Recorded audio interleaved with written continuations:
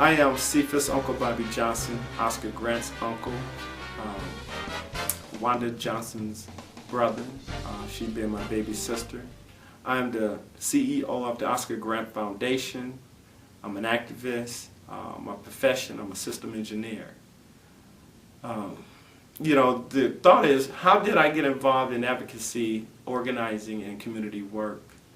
The death of my nephew was the springboard to me actually becoming involved. His death, of course, going through the criminal justice system court process, the witnessing of other young men being murdered right after Oscar murder and the jury verdict, as well as seeing teary-eyed mothers that have lost their sons to police brutality, was one of the main aspects that propelled me into getting involved, deeply into police brutality. To such a degree, I've pledged my life to support, to embrace, and to be with these mothers in any aspect that I can in helping them find some form of comfort, hope, and get through the process of getting justice for their son that was murdered.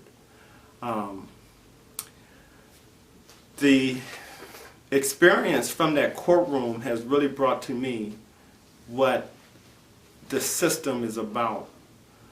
The question of concerning how do I feel about the American government today, we all know that, of course, there was 400 years of slavery, the mental and, of course, abuse that black and brown people have suffered here in this economy. And sadly, the government, knowing that there is an institution, which I consider today to be a racist institution, which is the criminal justice system, has not stepped up to eradicate a mechanism that has been utilized to continue to perpetuate racism within the society.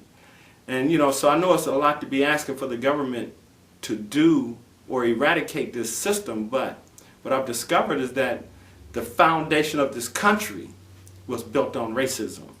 So how is it that I can ask a government that has been built on racism to eradicate racism within the racist institution as a criminal justice system? And so I say that to say that I see the government as the main purveyor of racism. And being that, it's sad to say that when we take a look at the administration today, it was, of course, our hopes that, of course, with African American being the President of the United States, that we would see some issues in the racist justice system be addressed. But sadly, as we know, it hasn't been.